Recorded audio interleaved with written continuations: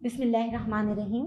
اللہم ارحمنا بالقرآن العظیم 8ویں پارے کا آغاز ہے اور سورہ الانعام کا ہی سبق جاری ہے۔ ہم اس میں اللہ سبحانہ و تعالیٰ کی طرف سے پڑھ رہے تھے کہ اللہ تعالیٰ نے ہمیں واضح کر دیا کہ کس طرح شیطان جنوں کو بھی اور انسانوں کو بہکاتا ہے اور انہیں اللہ کے راستے سے ہٹا دیتا ہے۔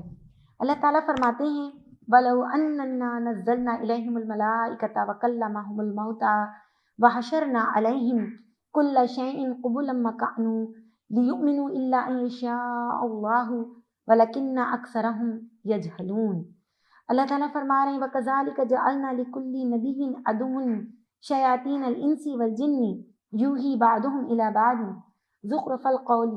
غُرُورًا وَلَوْ شَاءَ رَبُّكَ مَا فَعَلُوهُ فَذَرْهُمْ وَمَا يَفْتَرُونَ۔ اللہ تعالیٰ فرما رہے ہیں کہ جو لوگ ایمان لانے والے نہیں ہیں، جو ہدایت کی طرف نہیں آنا چاہتے،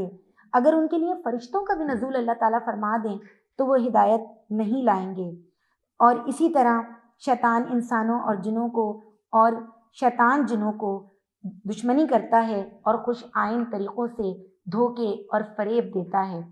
یہاں خوش آئند باتیں، دھوکے، شیطان کے فریب کیا ہیں یہ جاننا ضروری ہے۔ آج بھی ہمارے دین کے لیے، دین اسلام جو اللہ سبحانہ و تعالیٰ کی طرف سے ہمارے لیے بہترین وے آف لائف ہے، شیطان ہمارے دلوں میں اس کے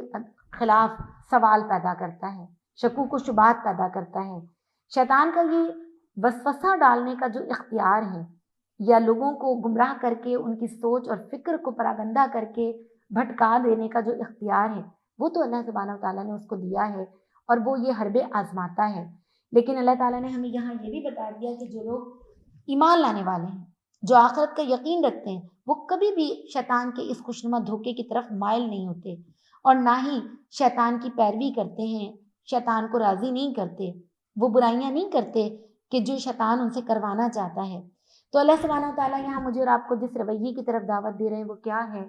کہ میرے اور آپ کے ذہن میں، دماغ میں سوالات اٹھ سکتے ہیں۔ آج اسلام کے مخالفین نہ جانے کیسے کیسے شکوک اور شبہات اور مختلف قسم کے اعتراضات اور دلیلیں دے کر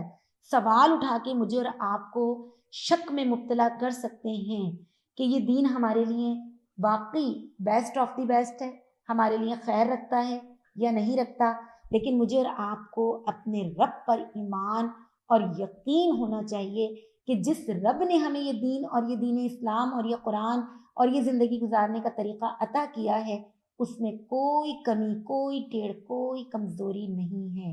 یہ ایک مکمل دین ہے۔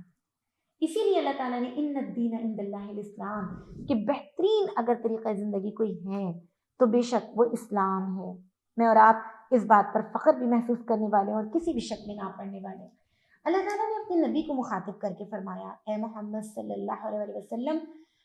تم ان لوگوں کی اکثریت کے کہنے پر اگر چلو گے جو زمین میں بستے ہیں تو وہ تمہیں اللہ کے راستے سے بھٹکا دیں گے۔ ہمارے یہاں ایک کانسیپٹ ہے جس پر ہم ایک دوسرے کو باقاعدہ یہ بات کہہ رہے ہوتے ہیں کہ چلو ادھر کو، ہوا ہو جدھر کی، ساری دنیا کر رہی ہے، اگر ہم بھی کر لیں گے تو کیا ہو جائے گا، کیا کمی آ جائے گی۔ یا پھر ہم یہ کہہ رہے ہوتے ہیں کہ اکثریت کی یہی رائے ہے، موسٹلی لوگ یہی کر رہے ہیں، اگر میں بھی برائی کر لوں تو اس میں کیا حرج ہے۔ لیکن یاد رکھیے کہ قرآن ہمیں اس بات کی طرف تنبیہ کر رہا ہے کہ اگر دنیا والوں کے بتائے ہوئے راستے پہ چلو گے تو یہ تمہیں اللہ کے راستے پر بھٹکا دیں گے، کیونکہ یہ تو محض قیاس اور گمان اور اپنے بنائے ہوئے اندازوں اور اپنے بنائے ہوئے نظریات پر چل رہے ہیں۔ حقیقت میں خیر اور فلاح اگر کسی راستے پر ہے تو وہ اللہ سبحانہ و تعالیٰ کا بنایا ہوا راستہ ہے۔ یہاں میں آپ سے ایک بات یہ بھی کہنا چاہوں گی کہ اس بات پہ ضرور غور کیجئے کہ دنیا والے اگر ہماری زندگی کا کوئی چارٹر بناتے ہیں، اگر میرے اور آپ کے لیے کوئی ورڈ آرڈر آتا ہے، وہ کسی خاص قوم کے مفادات کو سامنے رکھ کر کچھ لوگوں نے متعین کیا ہوتا ہے، وہ انسان کی اپنی ذہنی ایک جو محدود سوچ اور فکر ہے، اس کی جتنی محدود عقل ہے اس کے مطابق تیار کیا ہوا ہوتا ہے، اور یہ ضروری نہیں ہوتا کہ وہ ہر زمانے میں، ہر دور میں، ہر قوم کے مفادات کا تحفظ کرے گا وہ چارٹر۔ اور اس بات کا تجربہ میں اور آپ اپنی زندگیوں میں اگر ہسٹری پڑھیں تو کر بھی سکتے ہیں کہ اس وقت تک جتنے دنیا میں نظام آئے، سوشلزم، کمیونزم، مارکسزم، کیپٹلزم، نہ جانے کون کون سے بڑے بڑے نام ہیں، ہیگل کا، نیچے کا، پلیٹو کا، ان سب کے بتائے ہوئے افکار، ان کے دیے ہوئے نظریات ہم دنیا میں دیکھ رہے ہیں کہ وہ ناکام ہو چکے ہیں، اس لیے کہ وہ انسانوں نے ہی بنائے، لیکن وہ نظام، وہ زندگی گزارنے کا طریقہ جو خالق نے، میرے اور آپ کے پیدا کرنے والے نے بنایا ہے، وہ ازل سے ہمارے لیے خیر رکھتا ہے اور قیامت تک ہمارے لیے اس میں خیر موجود ہے، کیونکہ اللہ تعالیٰ نے ہمیں پیدا کیا، اللہ تعالیٰ ہی جانتے ہیں ہمارے لیے کیا خیر ہے، اور اللہ تعالیٰ ہی تمام زمانوں سے واقف بھی ہیں۔ اللہ سبحانہ و تعالیٰ نے یہاں سورہ الانعام میں اس حقیقت کا مجھے اور آپ کو ادراک کروایا، اس کے بعد حکم ہوا اگر تم لوگ اللہ کی آیات پر ایمان رکھتے ہو تو جس جانور پر اللہ کا نام لیا گیا اس کا گوشت کھاؤ۔ آخر کیا وجہ ہے تم وہ چیز نہ کھاؤ جس پر اللہ کا نام لیا گیا ہو، حالانکہ جن چیزوں کا استعمال حالت اضطرار کے سوا دوسری تمام حالتوں میں اللہ نے حرام کیا، اس کی تفصیل وہ بتا چکا، اور آپ لوگوں کو مجھے پتہ ہی ہے کہ ہم سورہ بقرہ میں بھی اور سورہ مائدہ میں بھی یہ تفصیل پڑھ چکے ہیں۔ یہاں بھی ایک بار پھر اللہ تعالیٰ نے اس بات کو دہرایا ہے اور ہمیں حرام رزق سے روک کر یہاں باقاعدہ جن چیزوں سے منع کیا گیا وہ کیا ہیں کہ حد سے گزر جانے والوں کو اللہ تعالیٰ خوب جانتے ہیں، اور حد سے گزر جانے والوں کو اللہ تعالیٰ پکڑ کرنے والے، گرفت کرنے والے ہیں۔ اس لیے تم کھلے گناہوں سے بھی بچو، چھپے گناہوں سے بھی، کھلے اور چھپے ہر حال میں اپنے رب کا خوف۔ میں تنہائی میں ہوں، دنیا میں مجھے میرے والدین، میرے اساتذہ، میری فرینڈز، میرے خاندان کے لوگ مجھے نہیں دیکھ رہے، لیکن اللہ سمیع و بصیر ہے، اللہ بہترین خبیر ہے، وہ میرے ہر حال سے۔ اللہ تعالیٰ کہتے ہیں میں تو تمہارے دماغ میں آنے والے خیالات تک سے واقف ہوں، تمہارے دل میں اٹھنے والے جذبات تک سے میں واقف ہوں۔ تو اللہ سبحانہ و تعالیٰ مجھ سے اور آپ سے واقف ہیں، تو ہر حال میں تنہائی میں بھی اپنے رب کا خوف کرنا۔ اللہ سبحانہ و تعالیٰ فرماتے ہیں جس جانور پر اللہ کا نام لے کر اس کو ذبح نہ کیا گیا ہو تو اس کا گوشت نہ کھاؤ، یہ تمہارے لیے عمل فسق ہے۔ یعنی یہاں حرام رزق کی طرف سے ایک بار پھر ہمیں منادی کی جا رہی ہے، اور پھر آگے کی آیات میں اللہ تعالیٰ نے اپنے کمالات، اپنے اختیارات، کس طرح اللہ تعالیٰ ایک مردہ کو زندگی عطا کرتا ہے، پہلے بھی اور بعد میں بھی عطا کرے گا، کس طرح روشنی اور اجالے کو تاریکی میں اللہ تعالیٰ نمودار کرتا ہے، اور کس طرح اللہ تعالیٰ اپنے اختیار سے، اپنی قدرتوں سے تمام دنیا کے نظام کو چلا رہا ہے، اور پھر اللہ ہی ہے۔ اللہ تعالیٰ فرما رہے ہیں آیت نمبر 128 میں، جس روز اللہ سب لوگوں کو گھیر کر جمع کرے گا، اس روز وہ جنوں سے خطاب کر کے فرمائے گا اے گروہ جن و انس، اے گروہ جن، تم نے نوع انسانی پر خوب ہاتھ صاف کیا، انسانوں میں سے بھی جو ان کے رفیق تھے ان سے بھی یہ سوال ہوگا، اور وہ عرض کریں گے پروردگار ہم میں سے ہر ایک نے خوب ایک دوسرے کو استعمال کیا، اب ہم پر وہ وقت آ پہنچا جو تو نے ہمارے لیے مقرر کیا تھا۔ تو اللہ تعالیٰ فرمائیں گے ہاں وہ وقت آ پہنچا، اور اب آگ جہنم کی تمہارا ٹھکانہ ہے جس میں تم ہمیشہ رہو گے۔ اللہ تعالیٰ مجھے اور آپ کو بھی یہاں پر یاد دہانی کروا رہے ہیں کہ برائی کے کاموں میں ایک دوسرے کی معاونت انسان انسان کی کریں یا جنات انسانوں کی کریں یا جنات جنات کی کریں، اللہ تعالیٰ سب کو پکڑ کریں گے۔ خیر کے کاموں میں معاونت اور ایک دوسرے کی بھلائی کے کاموں کے لیے ایک دوسرے کے ساتھ تعاون کرنا تو ایک نیکی ہے، لیکن برائی کے لیے ایک دوسرے کا تعاون کرنا، برائی کو پھیلانے میں مددگار بننا، برائی کرنے والا اور اس کی مدد کرنے والا دونوں ہی اللہ کی پکڑ اور گرفت سے نہیں بچ سکتے۔ ساتھ ہی اللہ تعالیٰ نے ہمیں یہ بھی بتا دیا کہ جس طرح پکڑ سے نہیں بچ سکتا انسان، اسی طرح نیکی کرنے والوں کا رتبہ اس کے عمل کے لحاظ سے اللہ نے بلند کیا ہے۔ آیت نمبر 132 اللہ فرماتے ہیں وَلِكُلٍّ دَرَجَاتٌ مِّمَّا عَمِلُوا وَمَا رَبُّكَ بِغَافِلٍ عَمَّا يَعْمَلُونَ، ہر شخص کا درجہ اس کے عمل کے لحاظ سے ہے، تمہارا رب لوگوں کے اعمال سے بے خبر نہیں ہے۔ وَرَبُّكَ الْغَنِيُّ ذُو الرَّحْمَةِ، اللہ بے نیاز ہے لیکن اس کا ایک شیوا ہے مہربانی، رحمت، یہ اس کی خاصیت ہے کہ وہ اپنے بندوں کے لیے مہربان ہے۔ یہ اس کی سنت یا اس کا طریقہ نہیں کہ بندے اس کی رحمت چاہتے ہوں، اس کی رحمت کے طلبگار ہوں، اس کی رحمت حاصل کرنے کے لیے اسٹرگل کریں اور وہ پھر بھی انہیں اپنی رحمت عطا نہ فرمائے۔ جو جیسا نیکی کا عمل کرتا ہے اور جتنا اعلیٰ پائے کی نیکی کرتا ہے اور جتنا زیادہ نیکیاں کرتا ہے، اللہ تعالیٰ فرما رہے ہیں کہ اس کے درجات اللہ کے ہاں اس کے عمل کی بدولت بڑھتے چلے جاتے ہیں۔ بالکل اسی طرح جس طرح ہم دنیا میں پیپرز اٹیمپٹ کرتے ہیں، ایگزامز کی تیاری کرتے ہیں، جس کی جتنی اچھی تیاری ہوتی ہے، جس نے جتنی محنت کی ہوتی ہے، اس کا پیپر اتنا ہی اچھا جاتا ہے۔ اور پھر اس کے مارکس بھی اسی حساب سے انکریز ہوتے ہیں، بڑھتے ہیں، یا اس کی پوزیشن بنتی ہے۔ اللہ کے ہاں بھی ہمارا نامہ اعمال تولا جائے گا، اور اعمال کی نیکیاں ہمارے درجات کو اللہ کے ہاں اور جنتوں میں ملنے والے مرتبوں کو بھی متعین کریں گی۔ یہاں ایک یہ جو بات بیان کی گئی کہ اللہ کی مہربانی، اللہ کی رحمت اس کا شیوا ہے، تو گویا ہمیں اپنے رب سے بہت رحمت طلب کرنی چاہیے۔ وہ جو دعا نبی صلی اللہ علیہ وسلم نے سکھائی، یا حیو یا قیوم برحمتک نستغیث، ہمیں وہ دعا کثرت سے مانگنی ہے، اپنے رب سے رحمت طلب کرنی ہے۔ قائم و دائم رہنے والے خدا ہمیں اپنی خاص رحمت عطا فرما دے۔ اللہ کے نبی صلی اللہ علیہ وسلم کی ایک حدیث میں ہے کہ جس کو اللہ کی رحمت نہیں ملے گی وہ جنت میں نہیں جا سکتا۔ حضرت فاطمہ نے یہ سنا تو بڑی بے قراری سے پوچھا کہ اللہ کے رسول، کیا میں بھی، کیا آپ بھی؟ تو آپ نبی صلی اللہ علیہ وسلم نے جواب دیا کہ ہاں میں بھی، یعنی اللہ کے نبی جو اللہ کے خاص مقرب اور محبوب ہستی ہیں، انہوں نے بھی یہ بات فرمائی کہ اگر اللہ کی طرف سے رحمت نہ ملی تو جنت کا داخلہ ممکن نہیں ہے۔ ہمیں اٹھتے بیٹھتے اپنے رب سے اللہم ارحمنا اللہم ارحمنا بہت زیادہ رحمت طلب کرنی چاہیے، لیکن اللہ کے ساتھ رحمت طلب کرتے جائیں اور عمل تبدیل نہ کریں تو ہماری پھر یہ خام خیالی کی رحمت مل جائے گی، اس سے ہمیں کچھ حاصل نہ ہونے والا۔ اللہ تعالیٰ نے سورہ الانعام میں ہمیں پھر رحمت کو مانگنے کے ساتھ ساتھ جو عمل مطلوب ہیں ان کی طرف بھی اشارہ کر دیا، اور اللہ تعالیٰ نے پورا ایک فہرست بنا کر، ایک لسٹ بنا کر ہمیں نیکیوں کا چارٹر دے دیا کہ اگر تم یہ اعمال کرو گے تو اللہ تعالیٰ کی رحمتیں، اللہ تعالیٰ کی طرف سے ملنے والا اجر تمہیں ملے گا۔ سب سے پہلے اللہ تعالیٰ نے کیا فرمایا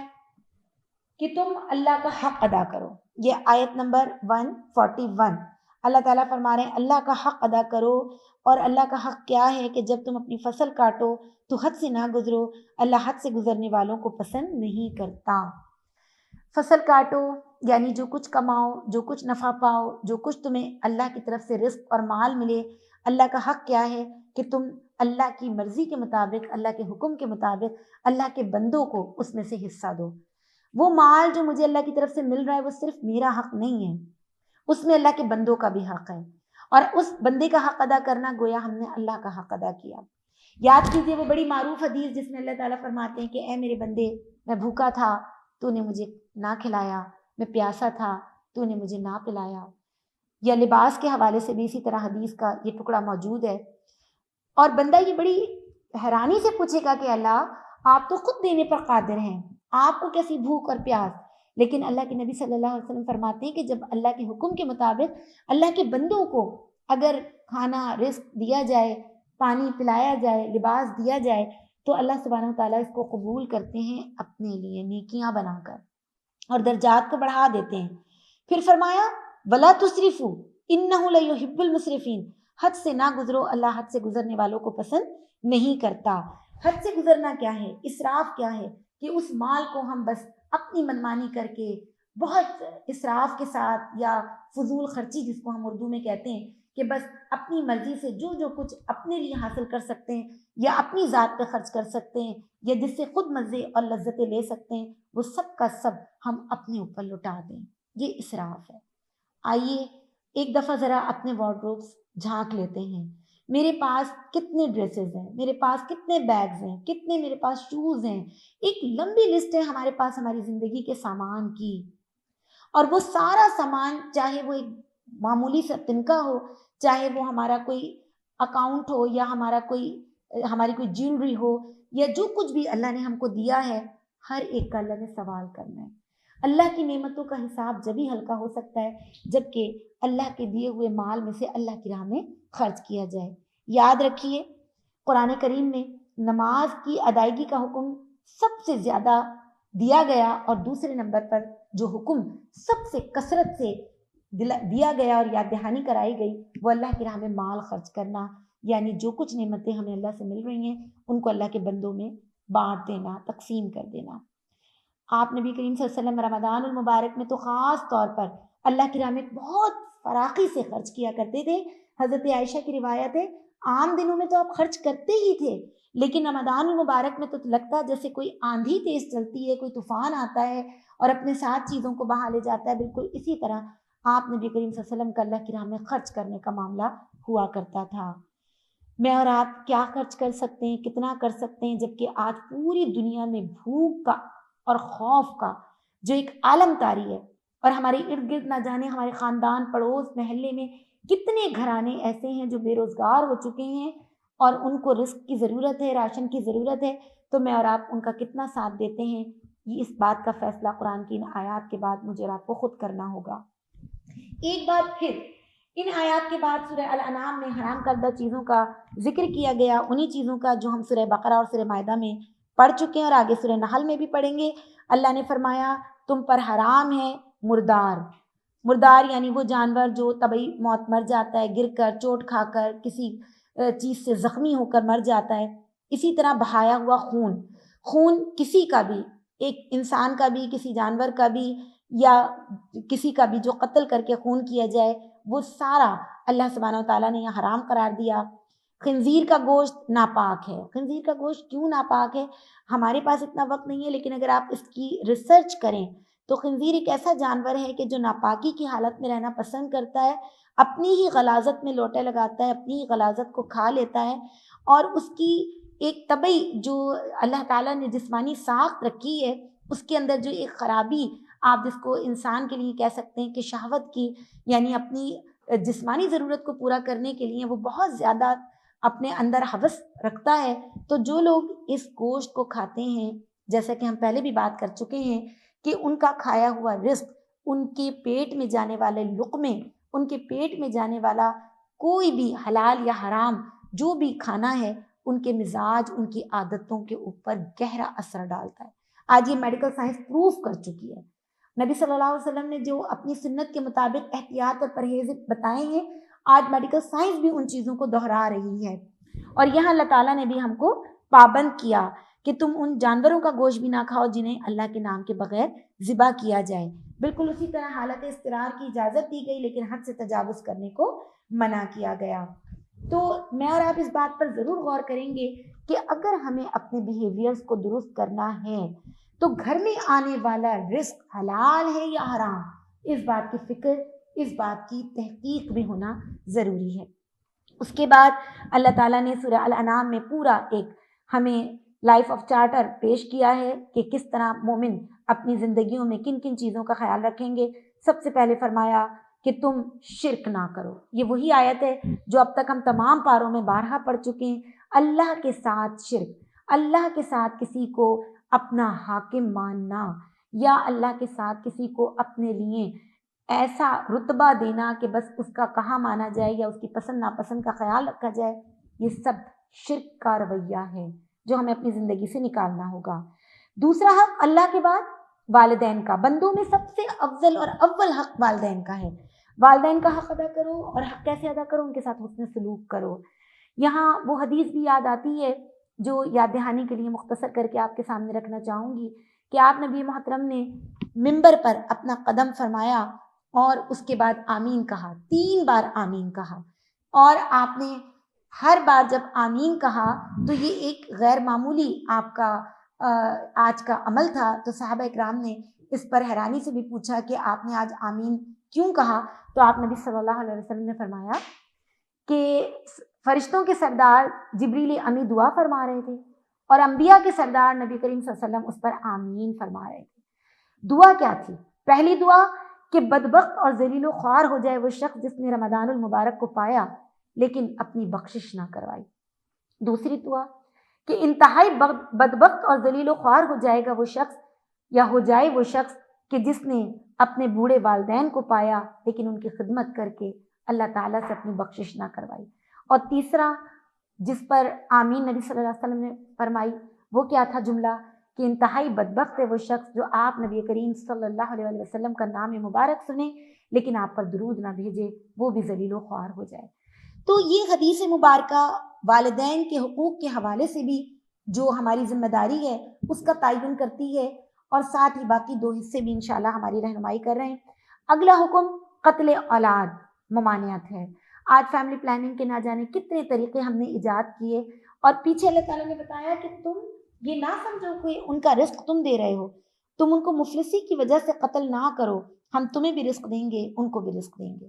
آج ہمارے لیے یہ جملہ عام ہے کہ کون پالے گا، کیسے پالے گا، 2 بچوں کو ہی اچھا پالنے تو کافی ہے، لیکن اللہ تعالیٰ مجھے اور آپ کو بتا رہے ہیں کہ اصل میں پرورش کرنے والی ذات، پیدا کرنے والی بھی اور پالنے والی ذات اللہ سبحانہ و تعالیٰ کی ہے، ہماری نہیں ہے۔ ہم اپنے آپ کو کیوں اس لائق سمجھتے ہیں کہ شاید ہم نے یہ کام کرنا ہے۔ اللہ تعالیٰ نے قتل اولاد کی ممانعت کی، گویا اولاد کا قتل جو پہلی سانس بھی لے لے